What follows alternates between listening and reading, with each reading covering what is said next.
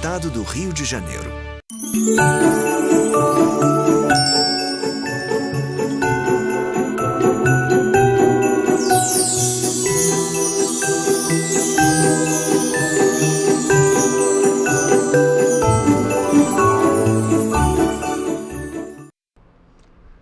Direto dos estúdios da TV Correio da Manhã em Petrópolis, começa agora o Correio Petropolitano Debate desta segunda-feira.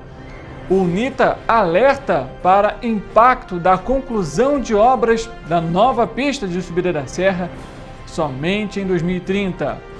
O abastecimento de água está prejudicado no Sargento Boiningue em Petrópolis nesta segunda-feira. No Correio Político, o Ministério Público Eleitoral pede a cassação do diploma do prefeito reeleito de Três Rios, Joacir Barbaglio. E a Secretaria de Estado de Fazenda passa a aceitar pagamentos via Pix para IPVA, ICMS e ITD. E um filhote de coruja foi resgatado na zona de amortecimento do Parque Estadual dos Três Picos, em Nova Friburgo. O diálogo com o objetivo de abordar o Dezembro Vermelho e os cuidados com a saúde. Eu sou Richard Stolzenburg e o Correio Petropolitano Debate está começando.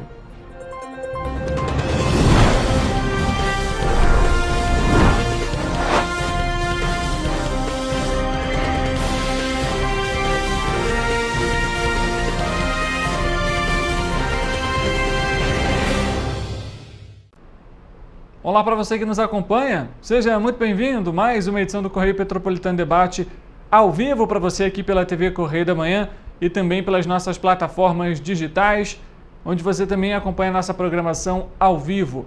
Basta você pesquisar por TV Correio da Manhã, seja no Facebook ou no YouTube. Você vai ter o nosso canal e a nossa página com as transmissões ao vivo.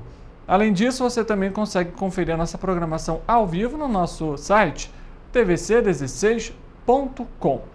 Vale lembrar que para você participar aqui com a gente, basta mandar uma mensagem, uma foto, vídeo, denúncias, áudios, sugestões de reportagens e que podem ser feitas pelo nosso e-mail, que vai aqui, inclusive está aqui na tela para você, tvccorreiodamanhã@gmail.com, e também pelo nosso WhatsApp, DDD 24 99323 1675. E aí você participa com a gente aqui ao vivo no nosso quadro, inclusive, Você na TVC. A gente começa a edição de hoje trazendo uma informação importante para os moradores do Sargento Boiningue. A Águas do Imperador informou que o abastecimento está prejudicado na região do Sargento Boiningue nessa segunda-feira por conta da falta de energia no booster que abastece a região. A Enel, concessionária de energia elétrica, foi acionada na noite do domingo, mas até o momento o fornecimento de energia não foi restabelecido. Águas do Imperador ressaltou que segue monitorando a situação. E em casos de desabastecimento, os clientes podem entrar em contato por um dos canais de relacionamento, que é o WhatsApp, entre eles DDD 21 97211 8064, pelo aplicativo Cliente Águas, ou pelo 0800 742 0422. As ligações são gratuitas de telefones fixos, celulares e também para longa distância. Então você que é morador do Sargento Boiningue, fique atento aí a essa segunda-feira por conta da falta do abastecimento de água, que não está acontecendo por conta então da falta de energia para alimentar a bomba. Economize água durante esse período para evitar aí intercorrências ao longo dessa segunda-feira e também até dos próximos dias. A gente fala agora sobre um grave acidente que foi registrado na manhã dessa segunda-feira e deixou uma pessoa morta e outra gravemente ferida. Na verdade, foi na tarde do último domingo. O caso aconteceu na BR-040, no sentido Rio, no quilômetro 4 da rodovia, próximo à cidade de Levi Gasparian, aqui no interior do estado, cidade vizinha a Três Rios. O trecho da rodovia foi totalmente interditado devido ao tombamento de uma carreta que seguia em direção ao Rio de Janeiro. O acidente resultou no derramamento de carga na pista e na morte de uma pessoa. Equipes da Concer, concessionária responsável pela rodovia, atuaram na remoção da carga e na liberação do trecho, que apresentou retenções significativas. De acordo com as informações da Polícia Federal, da Polícia Rodoviária Federal, a PRF, o acidente envolveu o tombamento de uma carreta que transportava uma carga de ovos. O impacto fez com que a carga se espalhasse pela pista e resultou também na interdição total do sentido Juiz de Fora da rodovia. As causas do acidente, você inclusive está vendo as imagens nesse momento, ainda estão sendo apuradas pela PRF. Uma das vítimas a vítima na verdade fatal foi o motorista da carreta, uma situação lamentável, e a gente vê aí, né, o grande congestionamento que foi registrado na BR-040, ali na altura do município de Levi Gasparian.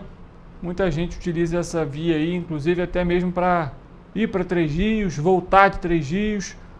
Situação, infelizmente, sendo registrada com vítima fatal. Por isso que a gente sempre fala, né, muita cautela no trânsito. A gente ainda não tem as informações sobre o que motivou o acidente, né, as causas desse acidente, mas prudência é sempre fundamental nesse caso. A gente, já que citou a BR-040, a UNITA, Unidos por Itaipava, se manifestou com uma preocupação com a expectativa dos prazos de conclusão às obras da nova pista de subida da serra após a conclusão da concessão da BR-040. O Tribunal de Contas da União, o TCU, aprovou o processo de licitação proposto pela Agência Nacional de Transportes Terrestres, a ANTT, para a rodovia, e o edital será lançado na quinta-feira, ou seja, no próximo dia 19, pelo Ministério dos Transportes. A estimativa é de que a concorrência seja concluída ainda no primeiro semestre do ano que vem. As obras, no entanto, divididas em lotes, vão ser iniciadas apenas em 2028. A nova pista de subida da serra, por exemplo, só deve ficar pronta em 2030. Para a UNITA, a entidade formada por empresários, a demora no processo de concessão afeta diretamente a mobilidade em Itaipava, onde a ligação entre a BR-040 e a Estrada União Indústria é essencial para aliviar o tráfego urbano e garantir uma circulação eficiente. A importância da BR-040 vai além da mobilidade. O trecho é estratégico para a economia de Petrópolis, especialmente em Itaipava, que corresponde aí a 30% do PIB, né, o Produto Interno Bruto de Petrópolis. No entanto, os prazos previstos no edital ampliam as incertezas sobre os investimentos em melhorias imediatas a muitas demandas, como a construção de vias marginais e novas pontes, que poderiam reduzir os gargalos e garantir maior fluidez entre as duas rodovias paralelas. O projeto da nova concessão prevê um investimento de 4 bilhões e 900 milhões de reais em 30 anos. E a gente, obviamente, vai trazendo as atualizações aqui para você. Nós trouxemos, inclusive, a aprovação no TCU, a audiência, a sessão, na verdade, que foi realizada no TCU. Trouxemos aqui, inclusive, a informação para você que nos acompanha, assim como nos nossos jornais impressos. Mas a gente vê aí uma grande preocupação, né, do movimento empresarial como um todo, mas de toda a população. Afinal, a nova subida da serra não impacta somente a região de Itaipava, mas toda a cidade, né, gente? Então, a gente vê aí de vez em quando é necessário realizar uma operação para as carretas de grande porte poderem subir a pista de descida da serra, porque não consegue passar pela pista de subida em alguns trechos, fora que o percurso também vai ser diminuído, né, o intervalo para você poder subir a pista da serra, a pista de subida da serra vai ser menor do que atualmente. Fora ainda, a gente sabe hoje os riscos que esse trecho atual que existe, quase centenário, ainda gera preocupação, principalmente agora com esse período de chuva, em que a gente nota, em alguns casos, deslizamentos de terra que afetam a rodovia, e é preciso fazer ali, né, o fechamento do pedágio na altura ali de Duque de Caxias e por aí vai. Então a gente espera que as intervenções possam começar em breve, para que a população como um todo possa se beneficiar dessas intervenções. O Correio Petropolitano Debate vai fazer um intervalo rápido, a gente volta daqui a pouco. Tem mais informação para trazer para você, a previsão do tempo para as nossas regiões de cobertura e muito mais informações. Não saia daí, a gente volta já.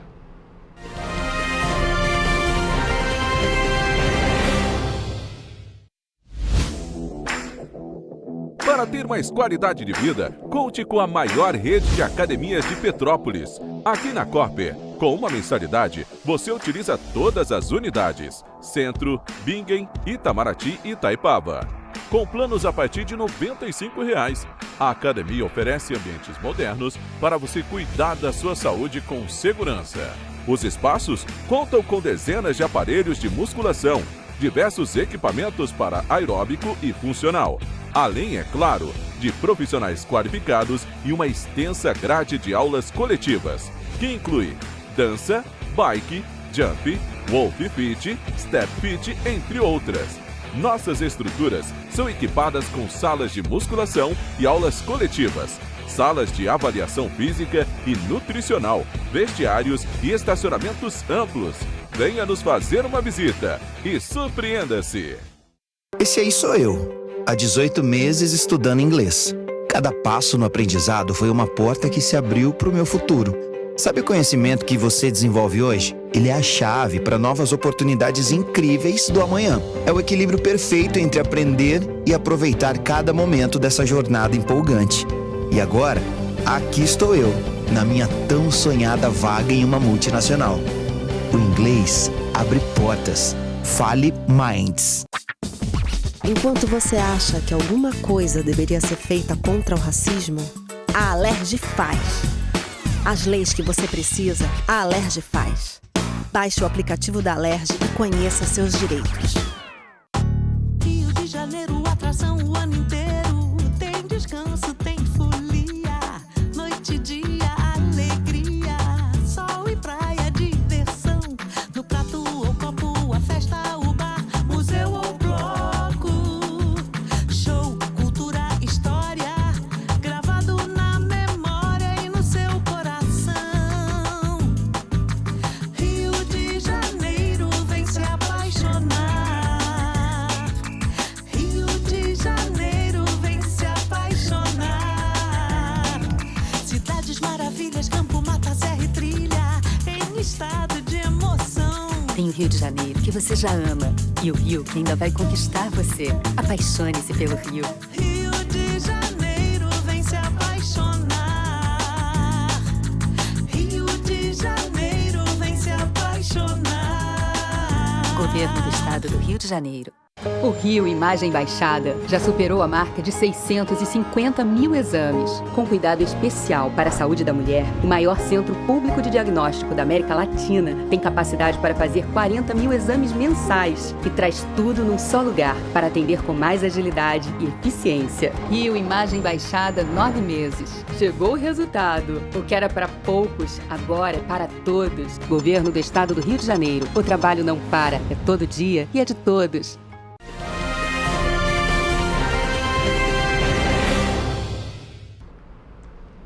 Correio Petropolitano Debate de volta. Me chegou o momento de saber como que fica o tempo e a temperatura para as nossas cidades de região de cobertura.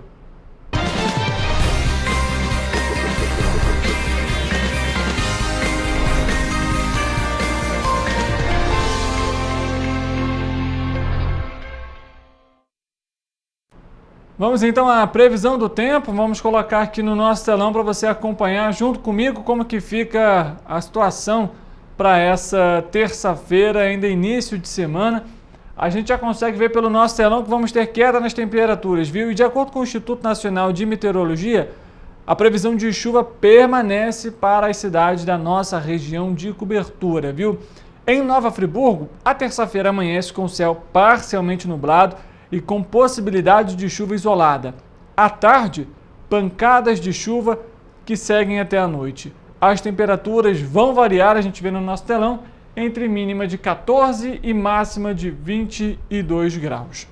A terça-feira em Teresópolis será similar. Muitas nuvens no céu durante todo o dia, possibilidade de pancadas de chuva e declínio nas temperaturas, que devem variar, assim como em Nova Friburgo, a gente vê no nosso telão, também mínima de 14 e máxima de 22 graus. Em Petrópolis, a terça-feira amanhece com muita nebulosidade e chuva isolada. À tarde podem ocorrer pancadas de chuva, assim como também no período da noite. As temperaturas vão variar na cidade entre mínima de 16 e máxima de 23 graus para esta terça-feira. Também com tendência de queda, como a gente vê no nosso telão. A temperatura em Paraíba do Sul também vai cair nessa terça-feira, Com mínima de 19 e máxima de 25 graus, o dia será nublado pela manhã e chuva isolada. À tarde, a nebulosidade diminui, mas a chuva permanece até o período da noite. Assim como nas outras cidades, em Três Rios também há previsão de chuva isolada durante todo o dia. Com céu nublado, as temperaturas na cidade tririense vão variar entre mínima de 21 e máxima de 26 graus para essa terça-feira. Vamos só colocar em tela cheia para você acompanhar então com a gente como que fica a previsão do tempo para essa terça-feira. Declínio nas temperaturas, possibilidade de chuva que permanece para as cidades da nossa região de cobertura e assim a gente finaliza a previsão do tempo de hoje.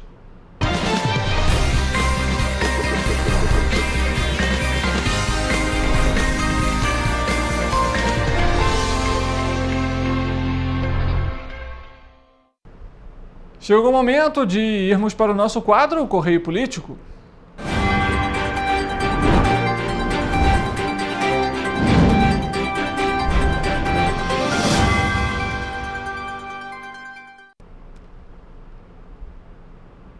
O Ministério Público Eleitoral, o MPE, por meio da 174ª Promotoria Eleitoral, ou seja, a Promotoria Eleitoral 174, ajuizou uma ação de representação por gastos ilícitos de recursos em campanha eleitoral contra o prefeito reeleito de Três Rios, Joacir Barbaglio Pereira, e pelo vice Jackson Martins Lima, por transferência ilegal de recursos do Fundo Especial de Financiamento de Campanha, o FEFC, para candidatos a vereador de partidos de sua coligação.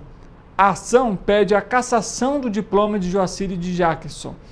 Segundo a ação, os candidatos que integram nas eleições de 2024 a coligação Pulsando por Três Rios, composta pelos partidos Republicanos, Podemos, Renovação Democrática, Mobilização Nacional, Avante, Novo, Movimento Democrático Brasileiro, descumpriram o artigo 17 da Resolução do Tribunal Superior Eleitoral 23.607 de 2019, que proíbe o repasse de recursos do fundo para candidatas ou candidatos não pertencentes à mesma federação ou coligação.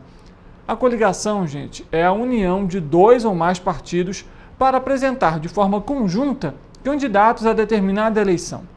Nesse sentido, deve ser lembrado que as coligações não valem para as eleições proporcionais desde o ano de 2017, não sendo possível, por via de consequência, a constituição para pleitos de deputado federal, estadual ou distrital e vereador. Consequentemente, os representados candidatos a prefeito e vice-prefeito nas eleições majoritárias não poderiam ou deveriam, em hipótese nenhuma, ter transferido recursos do fundo para candidatos à Câmara Municipal, ainda que pertencentes a partidos da mesma aliança da qual fazem parte. Leia-se aí, nesse caso, coligação. Diz um dos trechos da ação: com base nas investigações, a ação pede a cassação do diploma dos candidatos eleitos, além de requerer as respectivas inelegibilidades para as eleições que se realizarem nos 8 anos subsequentes à eleição deste ano. Ou seja, ele pode se tornar inelegível pelos próximos 8 anos. A nossa equipe procurou a equipe do prefeito reeleito e recebeu de resposta que o mesmo acredita na justiça e que vai aguardar os próximos passos. Lembrando, gente, que esse é mais um processo. Mais um processo na conta do prefeito de Três Rios. Isso porque, a gente lembra para você, ainda existe uma outra ação também do Ministério Público Eleitoral referente ao Joacir Barbaglio, que é o prefeito de Três Rios e candidato à reeleição, por improbidade administrativa ainda em 2020, quando era presidente da Câmara. A gente lembra que, inclusive, recentemente trouxemos aqui no Correio Petropolitano Debate essa informação, que o ministro do Supremo Tribunal Federal, André Mendonça, negou o recurso da defesa de Joacir Barbaglio. E ele continua inelegível. Então, a partir do momento que chega o período de 1º de janeiro, o que vai acontecer se até lá essa situação não for resolvida? Joacir Barbaglio não continua à frente da prefeitura, são realizadas, então, ali o momento, né, de posse dos vereadores. Vai ser realizada a votação da mesa diretora, que vai englobar ali o presidente da Câmara, o primeiro secretário, o segundo secretário.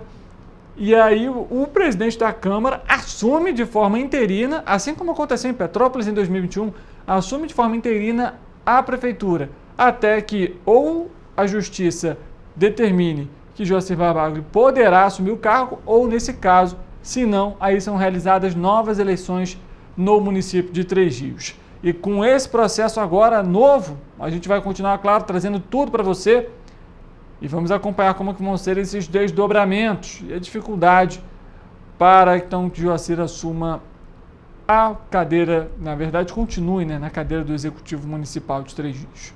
E assim a gente finaliza o Correio Político.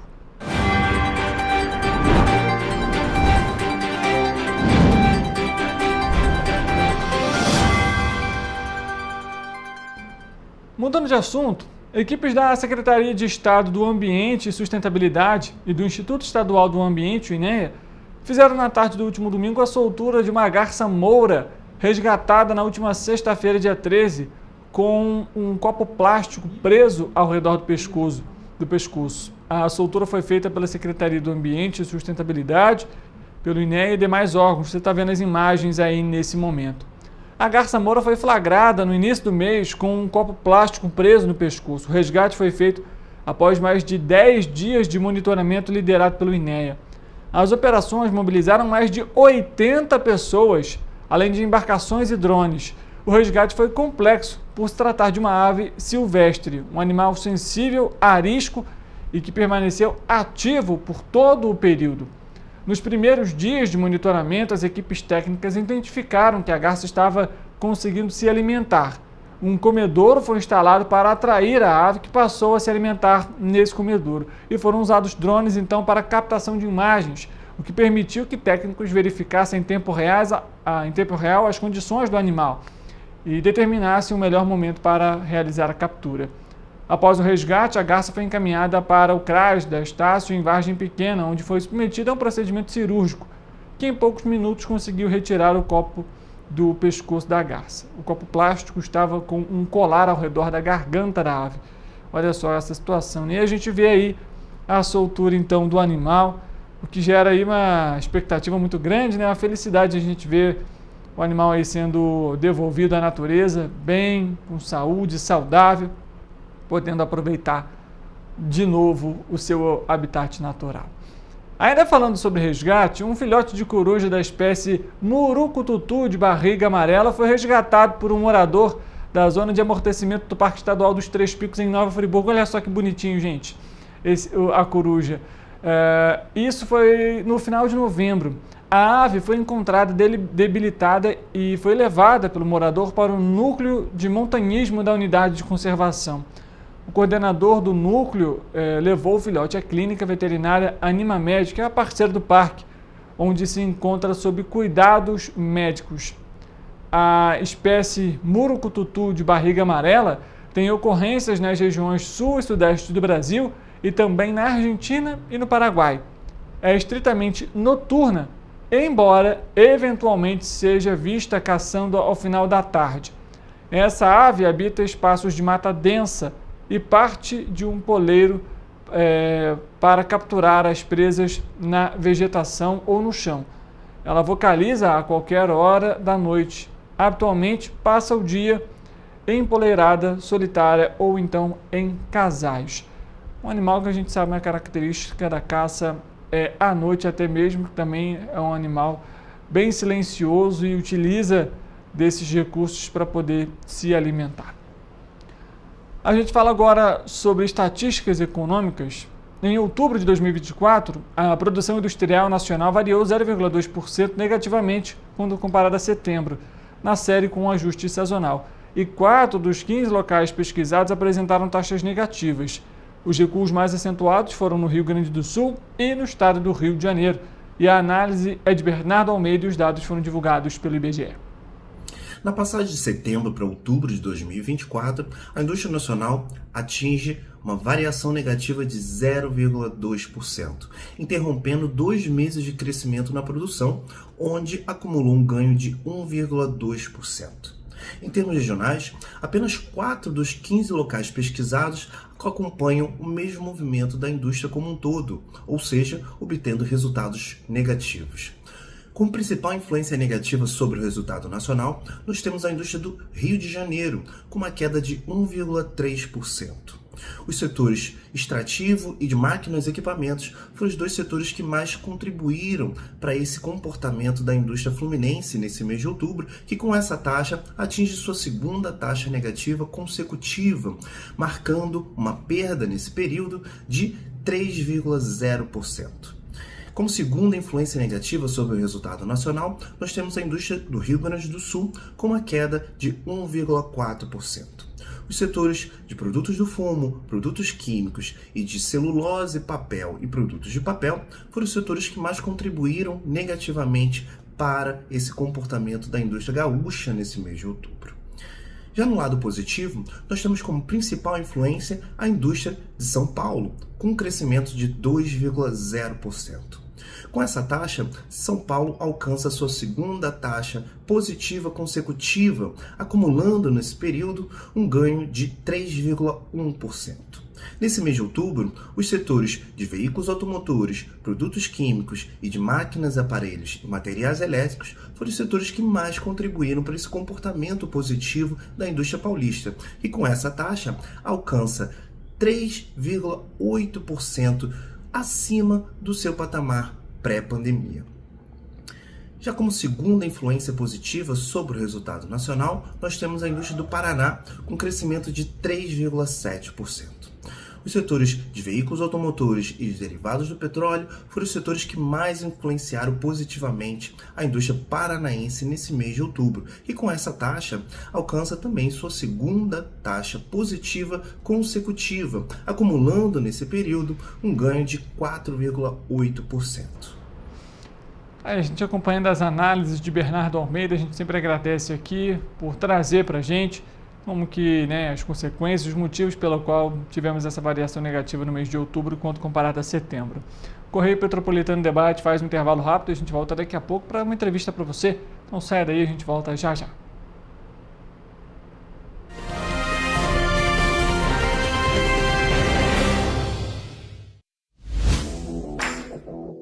Para ter mais qualidade de vida, conte com a maior rede de academias de Petrópolis. Aqui na Corper, com uma mensalidade, você utiliza todas as unidades: Centro, Bingen, Itamaraty e Itaipava. Com planos a partir de R$ 95,00. A academia oferece ambientes modernos para você cuidar da sua saúde com segurança. Os espaços contam com dezenas de aparelhos de musculação, diversos equipamentos para aeróbico e funcional, além, é claro, de profissionais qualificados e uma extensa grade de aulas coletivas, que inclui dança, bike, jump, wolf fit, step fit, entre outras. Nossas estruturas são equipadas com salas de musculação e aulas coletivas, salas de avaliação física e nutricional, vestiários e estacionamentos amplos. Venha nos fazer uma visita e surpreenda-se!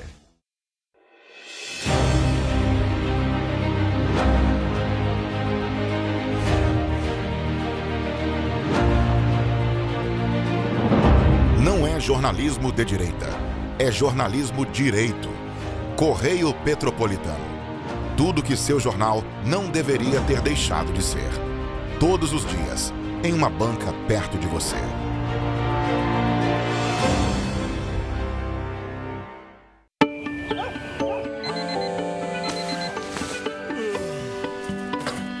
Meu pai é um cara muito corajoso. Ele luta contra o mal igualzinho um super-herói.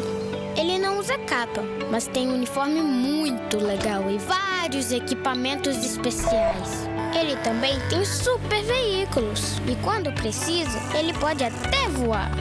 Meu pai me disse para não ter medo, que as coisas estão melhorando. E eu acredito no que ele me fala. E os resultados já estão aparecendo. Mas o governo do estado do Rio quer mais. Por isso, estão sendo investidos R$ 1 bilhão na nossa segurança, com ações em todas as regiões do estado. A gente não está aqui dizendo que a guerra contra o crime está ganha. Ainda tem muita coisa a ser feita. Mas aqui no Rio, os criminosos não vão ter vida fácil. Pode acreditar nisso. Governo do Estado do Rio de Janeiro.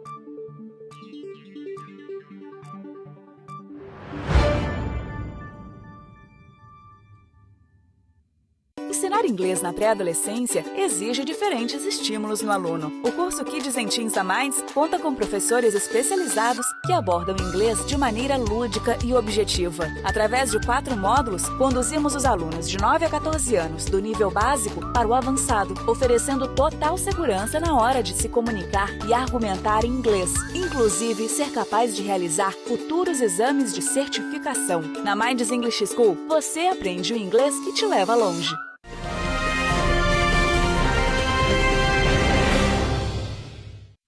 Dê início aqui a nossa entrevista, Dr. Regis. Primeiramente, queria muito agradecer a sua presença aqui com a gente para falar sobre esse tema que é extremamente importante.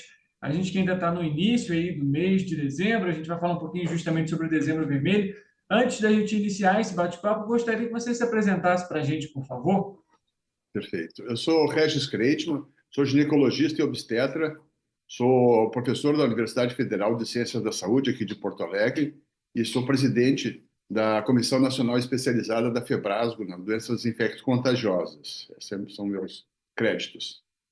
Maravilha. Bom, doutor Regis, a gente está falando então aí sobre o Dezembro Vermelho, uma campanha de conscientização, e a gente sabe justamente sobre os cuidados que devem ser necessários aí, principalmente para as gestantes, para as novas mamães, né? Como a gente também comenta, referente à transmissão do vírus HIV para os bebês. Eu queria que você falasse um pouquinho, primeiramente, sobre o que é essa transmissão vertical. A gente pode citar primeiro ela e depois ali quais são os passo a passos, os cuidados que as gestantes devem ter durante esse período.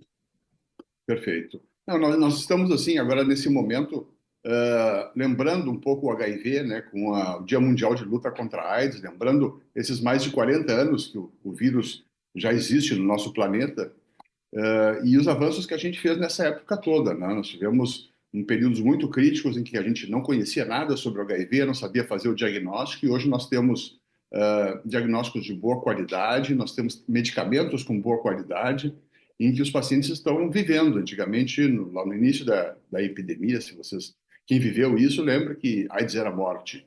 Hoje, AIDS é vida, né? As pessoas estão vivendo com HIV e estão vivendo bem.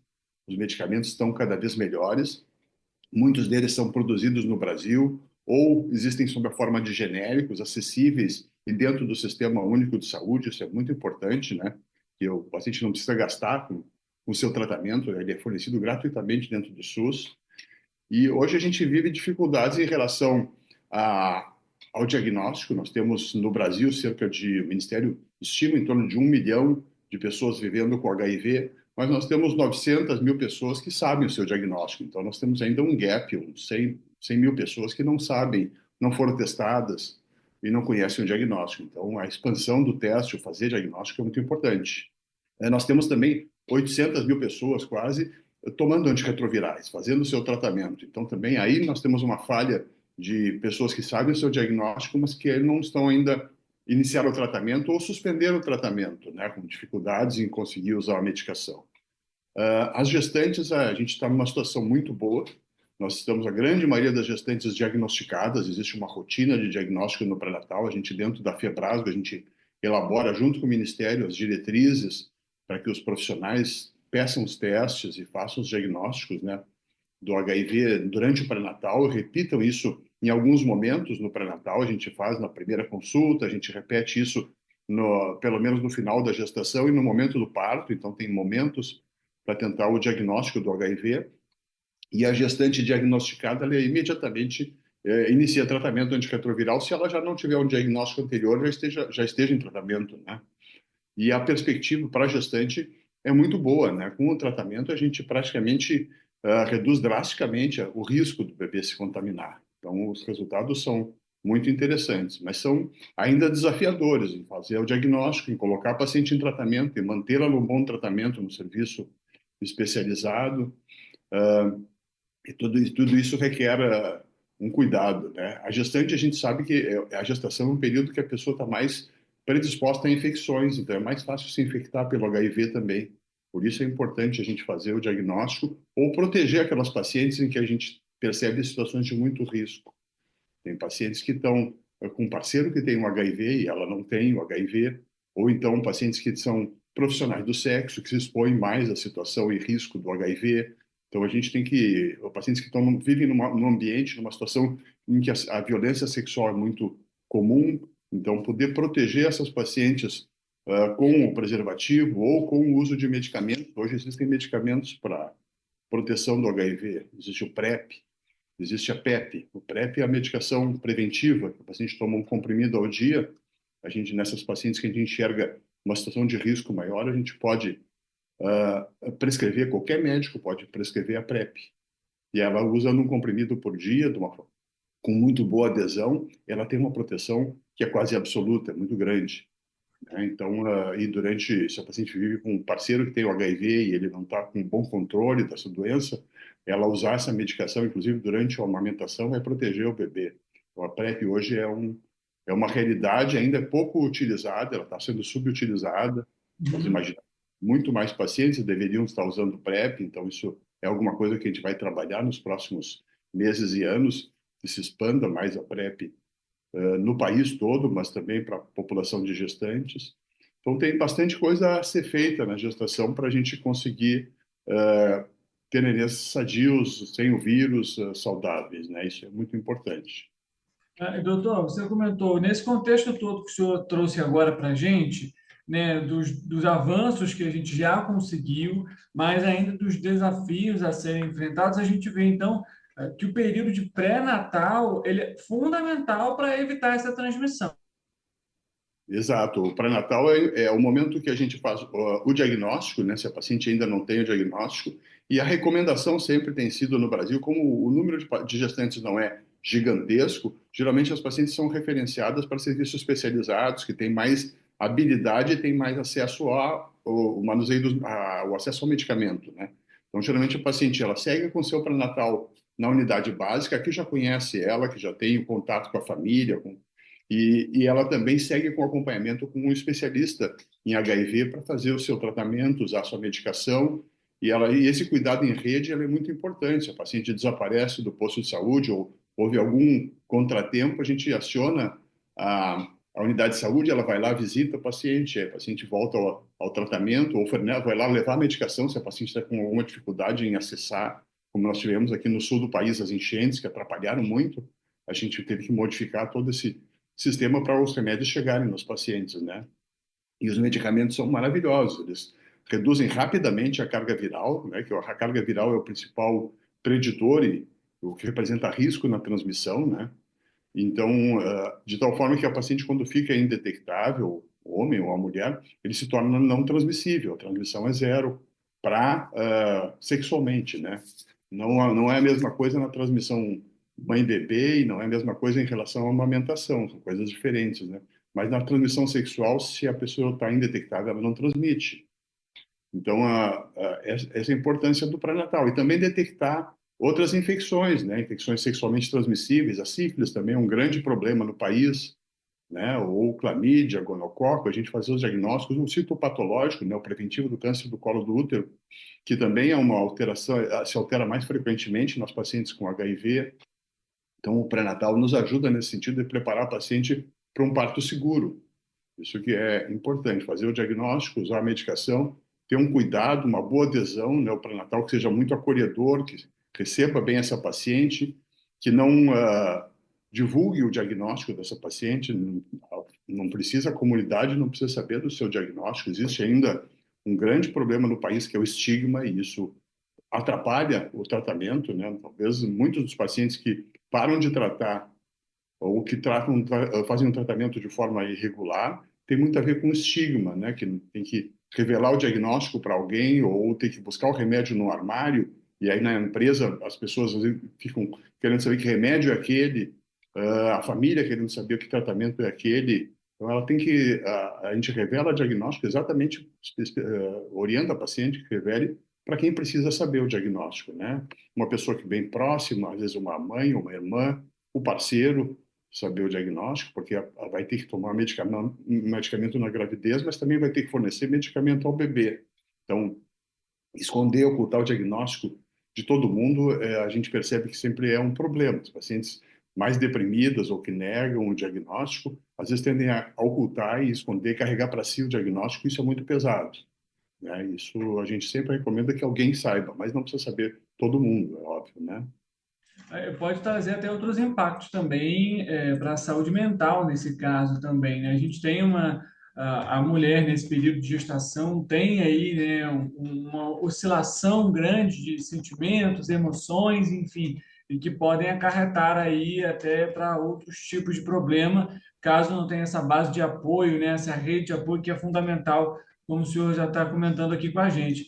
Doutor, e aí a minha pergunta é a seguinte: quando a gente pega, né, em alguns casos, a gente sabe, determinadas mulheres ou gestantes não realizam esse processo de pré-natal, ou então não recebem esse acompanhamento de forma mais adequada, ou começa a fazer esse processo tardio.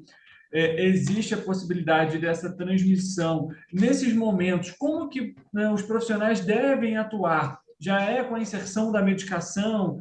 Como que funciona esse processo para o início do tratamento? Ele é diferente quando você tem um pré-natal no início ou quando ele começa a ser feito ali no meio da gestação ou quase para o final? Não, a gente recomenda sempre o diagnóstico quanto mais cedo, melhor, né? O acesso ao diagnóstico, ele é muito importante, né? Ele é esclarecedor e ele acaba dirigindo a paciente para um serviço especializado, né? O diagnóstico do parceiro também é muito importante. Hoje nós temos, já há alguns anos, o Ministério lançou o protocolo de pré-natal do parceiro. Então, se convida e se recomenda que o parceiro seja testado, não só para o HIV, mas para sífilis, para as hepatites virais. Às vezes a paciente não tem absolutamente nada disso, nem o HIV, nem nenhuma dessas outras doenças, mas o parceiro tem. E a gente pode tratar o parceiro e proteger essa gestante. Então, o pré-natal do parceiro, ele é uma rotina e ainda tem algumas dificuldades e percalços na implementação no Brasil, que às vezes o parceiro sequer aparece no pré-natal, mas muitas vezes ele geralmente aparece no momento do parto, então tem oportunidades e momentos de testar esse parceiro e oferecer teste, né? Não é obrigatório, não é compulsório, mas ele deve ser oferecido, né? Mas assim, quando a gente faz o diagnóstico da gestante, a gente faz de preferência com testes rápidos, que eles são muito ágeis, né? No posto de saúde, em 15 minutos a gente tem o diagnóstico do HIV. Quando a gente usa esses testes rápidos atuais, com dois tipos de testes que os postos de saúde têm normalmente, a gente fecha o diagnóstico da paciente. A gente não precisa nenhuma confirmação posterior, né? E aí já prescreve a medicação, e a medicação começando a ser tomada, em poucas semanas a gente consegue o controle do vírus, a carga viral se torna indetectável. Tá? Isso acontece em 3, 4 semanas, no máximo, a gente tem uma carga viral indetectável das gestantes, dependendo do nível de carga viral inicial, né? Mas é muito rápido.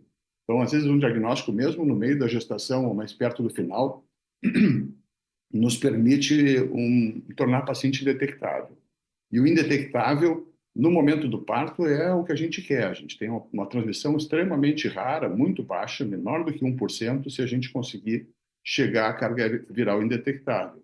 Se a gente não usar nenhuma medicação na gravidez, a transmissão acontece mais ou menos em torno de 20% a 30% das pacientes. É muito alto ainda, né? Claro que existem fatores que protegem o bebê, 70% de proteção, mas 30% se infectam dos bebês se a gente não fizer absolutamente nada. Então, a gente tem o que fazer, tem medicamento para iniciar. Se a paciente se descobre na hora do parto, a gente tem maneiras de proteger também com cesariana. Cesariana sem contrações, um remédio colocado no soro, reduz quase metade dos casos de transmissão para o bebê. Então, mesmo diagnósticos muito tardios, no momento do parto a gente tem proteção. Não significa que a cesariana seja maravilhosa para pacientes que já estão em tratamento. Paciente que está em tratamento, que está com carga indetectável, o parto vaginal é permitido. É permitido e a transmissão é muito baixa. A cesariana não tem vantagem nessas pacientes. Mas numa paciente que faz o diagnóstico no momento do parto, que não tomou medicação ou que está com cargas muito elevadas, não controlou bem o tratamento na gravidez, a cesariana ainda é protetora. E também existe um outro adicional que é os medicamentos para o bebê. O bebê que está numa situação de bom controle, que a gestante fez um pré-natal muito bom, ele toma ZT ainda no pós-parto, que é um xarope, toma de 12 em 12 horas na bochecha, ele é docezinho, toma durante um mês, ele é muito seguro e fácil de usar. Bebês que têm uma situação de maior risco, que a paciente não fez um bom tratamento ou se descobriu na hora do parto, ele usa combinações de medicamentos, usa 3 remédios e usa também por um mês, e isso também é muito protetor. Então, a gente vai ter, se tudo for muito bem feito, tanto nesse momento, no pré-natal, ou no momento do parto, e o cuidado do bebê, e também o não amamentar, porque o amamentar também acrescenta riscos, isso tudo vai dar um bebê, uma grande probabilidade de um bebê sem o HIV, o vírus, e a gente faz os exames do bebê também, né, no sangue do bebê. E doutor, essa medicação, por exemplo, também para os bebês nesse caso, ela também é fornecida hoje pelo Sistema Único de Saúde? Tudo é fornecido no SUS, não tem absolutamente nada fora do SUS, tá? Isso tem um programa que é o Programa Nascer, que existe do Ministério da Saúde, que distribui a medicação para o bebê na maternidade, que distribui o remédio endovenoso que se usa na hora do parto também, é distribuído, e a medicação para inibir a lactação também que se usa, que são 2 comprimidinhos no pós-parto, também é distribuído no SUS. Tudo isso é sem nenhum tipo de custo e tem uma rotina bem organizada, e isso não tem faltado, está sendo muito tranquilo, todas as unidades. Importante que a paciente tenha o diagnóstico feito, isso é fundamental, né? Doutor, a gente falando aqui justamente sobre o Dezembro Vermelho, ele é uma campanha de conscientização, obviamente, não só para realizar os testes, né, para ter o diagnóstico, mas a gente citou logo no início aqui da entrevista, justamente ainda hoje um determinado preconceito com aquela pessoa que tem o vírus HIV. Acredito que essa campanha ela seja também para isso, né, para conscientizar não só essas pessoas que precisam fazer esse diagnóstico ou que vivem nesses ambientes que a gente já citou aqui de maior risco, mas também para a população como um todo, justamente para que isso seja um tema que a gente já sabe é relevante, extremamente importante. A gente citou aqui a quantidade de pessoas hoje que vivem no Brasil com o vírus e que foram diagnosticadas, ou seja, não é só para essa população especificamente, mas para a população como um todo, para que entendam esse tema, para que saibam da causa, os riscos e saber até mesmo como apoiar ou orientar determinada pessoa nessa situação. Exatamente. O Dezembro Vermelho tem essa intenção, né, de trazer o HIV para a discussão, porque o HIV ele esteve na mídia há muito tempo e cada vez se ouve falar menos dele, né, porque é uma doença que tem controle, é uma doença que tem medicação, o controle está sendo bem feito, o Ministério deve solicitar agora para a OPAS, aliás, para a Organização Mundial da Saúde, uma certificação de eliminação da transmissão mãe-bebê do HIV, porque a gente tem taxas muito baixas de transmissão, já com critérios de eliminação, que é menos de 1% de transmissão de mãe para o bebê, então já nós estamos num momento muito favorável da epidemia, mas as pessoas têm que saber, e talvez assim, a coisa que mais atrapalha hoje o tratamento é o estigma da doença, né? O HIV não pega no abraço, que não pega no beijo, ele basicamente se transmite pelo sangue e pelo sexo, né? Ou da mãe para um bebê. Tá? Então, a pessoa que vive com HIV tem que ser acolhida, tem que ser, pode ser abraçada, pode ser beijada, pode estar convivendo no ambiente de trabalho sem nenhum tipo de problema. Então, e realmente o que está atrapalhando o acesso ao medicamento, uma adesão boa, é o estigma, né? As pessoas são discriminadas, às vezes, no lugar de trabalho, são demitidas no local de trabalho, são maltratadas, às vezes, no ambiente onde elas vivem, né? Com estigma, porque é uma doença de transmissão sexual, né? Provavelmente a pessoa adquiriu transmissão sexual, nem sempre é assim, às vezes a pessoa nasce com HIV, uma mãe que não fez um bom tratamento, mas existe um estigma muito grande por causa da questão sexual, da transmissão sexual, e isso atrapalha muito a vida dos pacientes que têm HIV. Acho que se a gente conseguir reduzir o estigma nessas situações do dezembro vermelho, desculpe, do novembro vermelho. A gente vai ter uma condição muito melhor para essas pessoas de vida, de qualidade, de convivência. Isso vai nos ajudar muito em relação ao tratamento, né? Até o buscar o remédio no posto de saúde, né? Isso acaba mostrando o diagnóstico numa comunidade muito pequena. Então, tudo isso acaba sendo um fator de atrapalhação, nos complica bastante. Naquela situação que eu falei anterior também, em relação ao que o Ministério fornece, o Ministério também fornece o leite artificial, né, para as gestantes. Todas as pacientes que é para o bebê, né, que nascem que tem o HIV, já sai da maternidade com uma quantidade de latinhas por primeiro mês de vida do bebê, né, latinhas de leite artificial, e isso é renovado no posto de saúde perto da paciente, onde ela mora. Ela busca aquelas latinhas, isso por 6 meses, e pode ser renovado por mais 1 ano. Alguns municípios têm fornecido também contracepção de longa duração, implantes, DIUs, especialmente o DIU com progesterona, né, que é o Mirena, para pacientes com HIV. Porto Alegre faz isso, Ribeirão Preto também, alguns serviços em São Paulo também estão fazendo. Então, tem serviços que têm favorecido. O ideal é que todas as pacientes tivessem esse acesso, mas pelo menos as pacientes que vivem com HIV têm conseguido, em alguns municípios, contraceptivos de longa duração, que são eficazes, que não dependem tanto da adesão de tomar remédio todo dia, né? Então, isso fica bastante bom. Uhum. E aí, doutor, esse acesso, por exemplo, ao DIU que você comentou agora, o que hoje talvez seja ainda necessário para que ele ainda seja implementado também em outros municípios e outros estados brasileiros?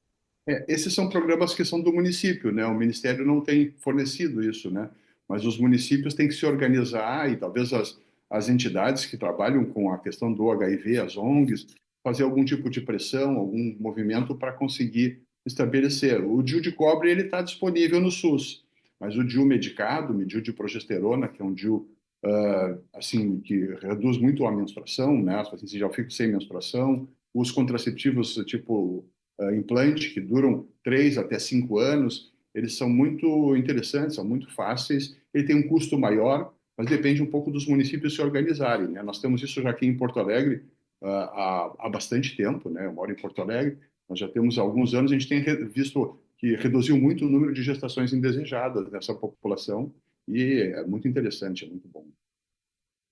Doutor, inclusive, aproveitando aqui, eu queria fazer um gancho sobre esse tema do dezembro vermelho, essa questão que a gente está citando aqui do HIV, da transmissão. O Ministério da Saúde atualizou os protocolos para manejo da infecção pelo HIV em crianças e adolescentes. Inclusive, foi atualizado no ano passado, em dezembro do ano passado. Há algum ponto, por exemplo, nessa atualização importante e que trata justamente, talvez, sobre essa transmissão da mãe para o bebê? Queria que o senhor comentasse um pouquinho sobre essa atualização e da importância dela. Não, as atualizações assim que eu conheço um pouco, né, que eu lido basicamente com as gestantes e com os bebês expostos, né? Eu tenho visto a caracterização do bebê de maior ou menor risco na hora que eles nascem, né? Para acrescentar medicamentos mais complexos ou menos complexos. Há um remédio, que é o AZT, que é a grande maioria dos pacientes que a gente começa no tratamento no pré-natal, a gente vai chegar a mais de 90% delas vão chegar com carga indetectável no parto. E o bebê vai receber só o AZT, né? Mas aquelas pacientes que não conseguem detectar a carga viral ou que fazem diagnósticos muito tardios ou não usaram medicação, o bebê recebe 3 remédios. Isso é considerado um bebê de alto risco. Ele é mais cuidado, mais seguido, tem um controle maior em relação à adesão, tem que ensinar a paciente a administrar esses remédios em casa, são medicações orais que o bebê toma, e ele tem que ter um segmento todos os bebês em geral, um segmento muito cuidadoso em relação ao vírus, né? Então, a gente faz o exame da carga viral nas primeiras 24 horas de vida, o bebê já faz, um PCR, né? Que é um exame que avalia quanto de vírus tem no organismo. A gente faz em 1 mês e depois a gente repete com 4 meses de vida, tá? E o bebê não pode receber leite materno, ele recebe só o leite artificial. Se tudo isso for muito bem feitinho, bem controlado, a gente vai ter bebês que vão ser... A maioria desses bebês, muitos deles são Vitórias.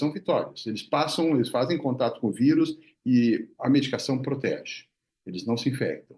Então, com 4 meses, os pacientes já podem fazer a sua festa, já comemorando que esse bebê é negativo, né? Aqui no Rio Grande do Sul se faz um churrasco para comemorar que o bebê não pegou o HIV, né? Ele passou pelo vírus, mas ele não adquiriu o HIV, ele foi muito bem cuidado, né? A amamentação é um momento delicado. A gente tem, no pré-natal, que fazer todo um trabalho para mostrar para essa gestante que a amamentação é risco. Então, a gente desconstrói um pouco a ideia que as pessoas têm que a amamentação é uma coisa boa e protege. Na situação do HIV, representa risco. Mesmo a paciente muito bem controlada, com carga indetectável, a gente enxerga algum grau, alguma taxa de transmissão no decorrer de todos os meses que a amamentação acontece. A amamentação normalmente vai a 6 a 1 ano de duração, né? E esse período todo aumenta o risco em torno de 1%, que é uma taxa considerável preocupante, né?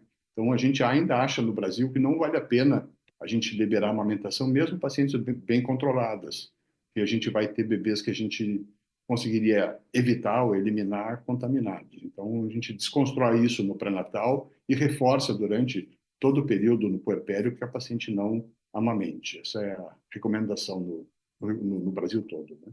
Perfeitamente, doutor. Alguma outra informação importante, doutor Resch, que o senhor gostaria de ressaltar antes de finalizarmos aqui essa nossa entrevista? Eu acho que o importante é essas questões que eu ressaltei, o diagnóstico cuidadoso, o acesso à PrEP na situação da paciente que tem uma situação de bastante risco, que a gente enxergue, a PEP também, a profilaxia pós-exposição numa paciente que houve violência sexual, é uma coisa que é relativamente comum no país, é um problema, né? O paciente que sofreu violência sexual ter rapidamente uma agilidade dentro das primeiras 72 horas poder usar a PEP, ou se rompeu a camisinha e o parceiro não está HIV positivo ou desconhecido, a gente pode utilizar a profilaxia pós-exposição, tem serviços de referência que fazem só essa avaliação de risco e fornecem medicamento para 1 mês e a pessoa não se infecta pelo HIV. Então, proteger a gestante é fundamental, né? Eu acho que esse é a tônica. Diagnosticar, proteger, fazer um pré-natal de boa qualidade, com um bom número de consultas e enxergar as outras doenças também que nos favorecem a entrada do HIV, né? Uma paciente que tem uma IST, uma doença de transmissão sexual, uma clamídia, um gonococo, uma sífilis, ela tem uma porta de entrada favorecida para o HIV. Então, tratar isso adequadamente no pré-natal, tratar rapidamente, confirmar se o tratamento foi eficaz, né, com o segmento da paciente, vai também proteger,